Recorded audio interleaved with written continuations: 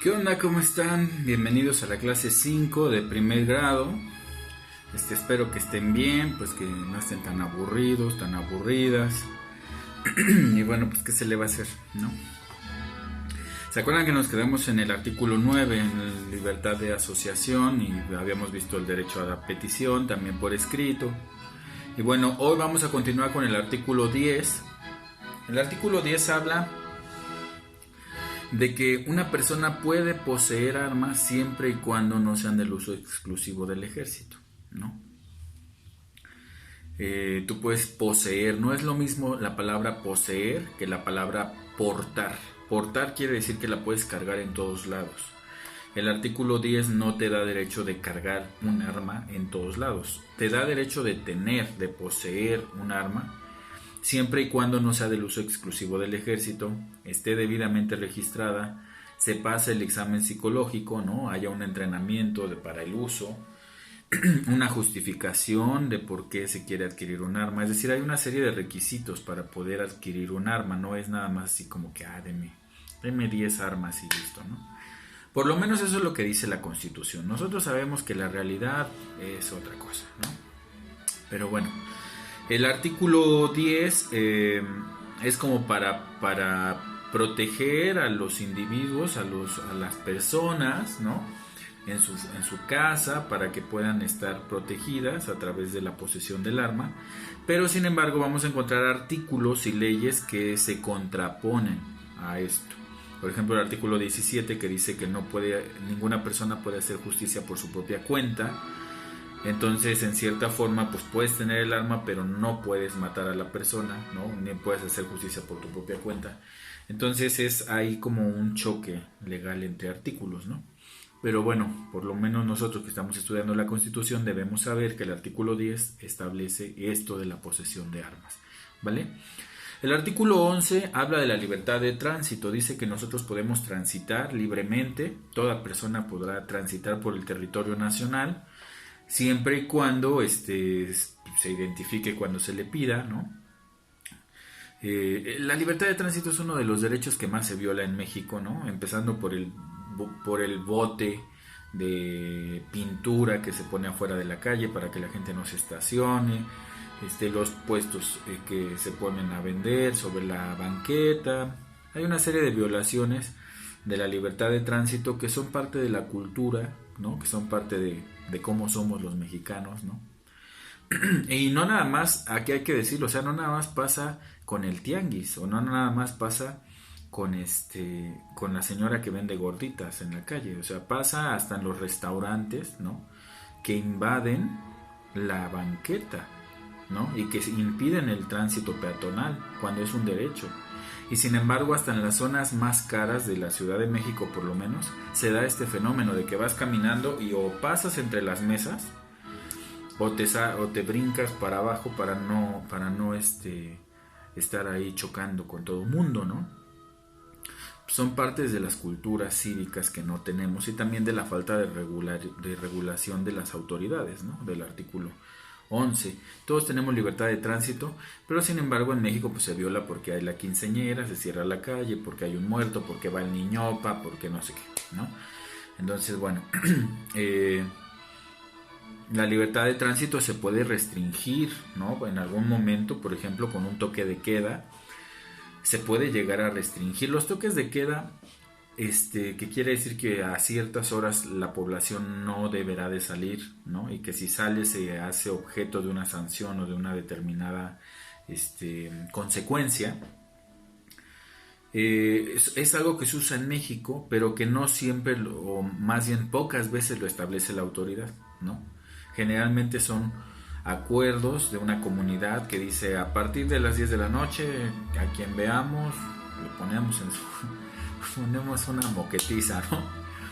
Pues son situaciones muy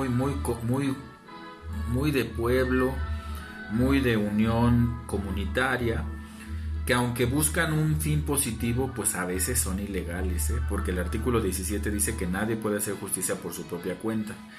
Pero bueno, no estamos aquí para juzgar, ¿no? Sino nada más para comprender en qué momento podemos caer en violaciones de derechos, y que a lo mejor no lo sabemos, porque El toque de queda a lo mejor se da porque quieres evitar violaciones de mujeres, ¿no?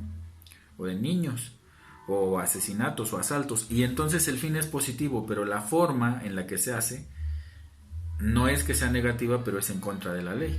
Y ahí entran unos debates muy interesantes, ¿no? No siempre lo legal es ético y no siempre lo ético es legal. Vamos a encontrar que a veces chocan la ley con la ética, ¿no? Cuando se supone que deberían de ir juntas. Pero sin embargo, pues son fenómenos que debemos analizar, ¿no? Porque a veces hacer lo correcto te puede llevar a la cárcel, ¿no? Entonces es muy interesante esto de analizar la ley. El artículo 12 dice que están prohibidos, bueno, que en los Estados Unidos mexicanos no se concederán títulos de nobleza. Eso quiere decir que aquí en México no, la figura de rey, reina, no aplica, ¿sí? Aquí la única reina es la de tu corazón, ¿no? El príncipe de la canción, la diva de la banda. Y esas marihuanadas que se ponen los artistas, ¿no? Para vender discos. Pero realmente no está reconocido en México la figura de estos títulos de nobleza, porque venimos, lógicamente venimos pues de una situación de conquista, ¿no? De 300 años, de un proceso histórico que nos hace ser mexicanos. Eso es muy importante comprenderlo. No es que España sea un enemigo o que los españoles sean nuestros enemigos, es que sin ese proceso no estaríamos nosotros como mexicanos. Para ser mexicano necesitas, dentro del proceso histórico, haber encontrado América, ¿no? Y haber hecho esa fusión. Sin esa fusión, los mexicanos pues no estaríamos chavos aquí. Entonces esas ideas de odiar a España, ¿no? Pues no, o sea, no van con las personas que vamos entendiendo que todo es un proceso histórico y que sin ese proceso pues no estaría el presente que tenemos, y que además bueno, pues sí, había un hartazgo, ¿no? Estaba la gente que vivió en aquel momento harta de la corona española, harta de los atropellos de la Inquisición, harta de todo, de esta sociedad estructurada por clases. Entonces cuando se redacta, ¿no? Desde Morelos, ¿no? Desde los sentimientos de la nación hasta 1917 y todas las reformas que ha habido después, el artículo 12 dice que no hay títulos de nobleza. O sea, en México no hay rey, no hay reina, no hay nada de eso, precisamente por eso que acabamos de ver, ¿no? Entonces, bueno, es comprender que la historia es así y no estar cargando prejuicios en contra de la gente, ¿no? Los españoles de ahora no tienen ninguna responsabilidad de lo que pasó hace cientos de años, y nosotros no tenemos ninguna responsabilidad de lo que le hicieron, porque también hubo cosas que les hicieron a los españoles que a veces no se dice, ¿no? Pero bueno, el artículo 13 dice que quedan prohibidas las leyes privativas y los tribunales especiales. Cuando hay un juicio, ¿han visto ustedes La Ley y el Orden o CSI? Ese tipo de series o películas donde hay un juicio oral, que así deberían de ser en México, apenas están empezando a hacer, pero por ejemplo en Estados Unidos los juicios son orales, es decir, se hacen hablados, ¿no? Está el juez, está el jurado, que es un conjunto de especialistas que están ahí para analizar desde las respuestas que da el inculpado, el ofendido, los testigos, ¿no? Los abogados de ambas partes, la parte acusatoria, ¿no? La defensoría del presunto culpable. Y entonces, ¿qué es lo que pasa? Que se va estableciendo un mecanismo de desahogar pruebas, de presentar pruebas y testigos. Y entonces en ese proceso el jurado deberá estar conformado por personas que sean imparciales. Tú no puedes hacer un jurado con personas que odien a la persona que estás juzgando, porque entonces el juicio se convierte en un juicio especial, en un trato especial, ¿sí? Por ejemplo, si tú quieres hacer un juicio a Michael Jackson por la violación, por la presunta violación de unos niños, ¿no? Que no nos consta porque yo no estuve ahí, ¿no? Al final hay mucho debate en torno a ese tema, pero no vamos a hablar de eso en el sentido farandulesco, sino más bien comprender que si, por ejemplo, a Michael Jackson le ponemos un jurado de personas que son sus fans, ¿cómo creen que votarían por él? ¿No? Pues como inocente. ¿Por qué? Porque pues es mi ídolo y cómo lo voy a meter a la cárcel, entonces la gente diría, no, es inocente. Y probablemente los niños sí fueron abusados, ¿no?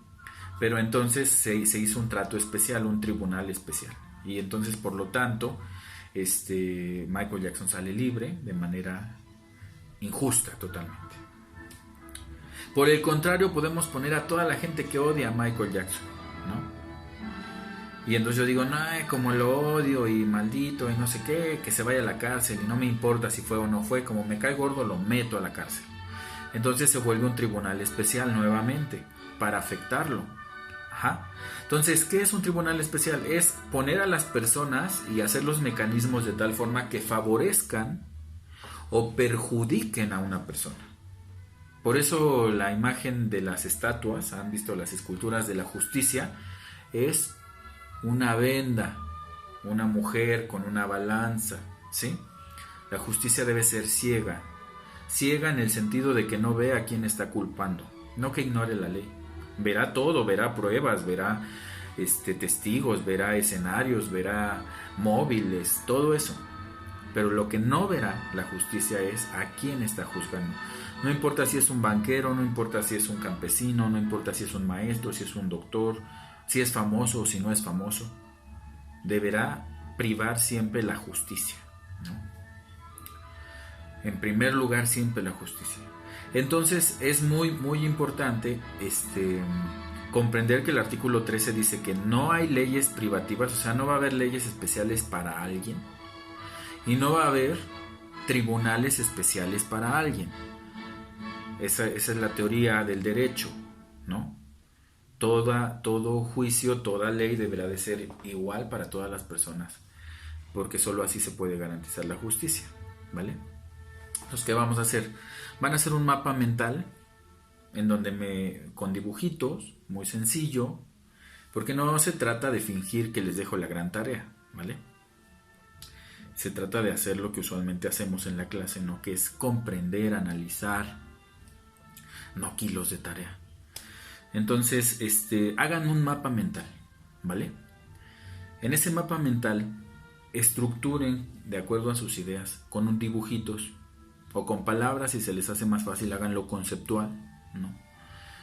¿De qué habla el artículo? Cada uno de estos que hemos visto. Por ejemplo, el 8, el 9, el 10, el 11, el 12. ¿De qué hablan? Para que a través de las imágenes ustedes en su mente vayan teniendo claro, más fácil, ¿no? De decir, pues el artículo 9 habla de asociación, el artículo 10 habla de posesión de armas, el artículo 11 de libertad de tránsito, el 12 de los títulos de nobleza, el 13 de las leyes privativas y los tribunales especiales. Y entonces así, poco a poco, ¿no? Ya que lleguen a tercero, bueno, ahorita están en primero, pero ya en segundo y luego en tercero, irán comprendiendo mejor esto, ¿vale? Les mando un abrazo, cuídense muy bien, espero verlos pronto, ya los extraño, pero es necesario, ¿no? Quédense en su casa, si pueden, no salgan a jugar ni ese tipo de cosas, de estar en contacto con las demás personas. Y de la evaluación, no se preocupen, vamos muy adelantados con el proceso del proyecto. ¿Se acuerdan que me habían mandado sus archivos, que ya habíamos hecho la recolección para mandar a la editorial? Entonces, la evaluación está dada. Estos temas es importante que los conozcan, es importante que hagan las actividades, porque los que van a aprender, el que quiere ser doctor, el que quiere ser maestro, el que quiere llegar a un futuro profesional, eres tú, ¿vale? Entonces esto que te estamos dando te va a servir para que llegues. Por eso te lo estamos dando. No es porque te vayamos a reprobar con esto, o bueno, yo hablo por mí. O sea, el hecho de que yo te mande estos videos no quiere decir que te voy a reprobar si no haces las actividades. Pero es importante comprender la relevancia del aprendizaje, que estamos en la escuela para aprender, no por el papel, no por la boleta, no por la calificación, ¿sí? porque si quieres lograr tu sueño, tienes que trabajar para él. Entonces, hagan las actividades, y nos vemos regresando, ¿vale? El miércoles voy a subir la otra parte, ya llegaremos al artículo 14, que es de los más complejos, pero voy a tratar de explicárselo lo más fácil, lo más sencillo posible, ¿no? Y bueno, cuídense bien. Hasta el miércoles.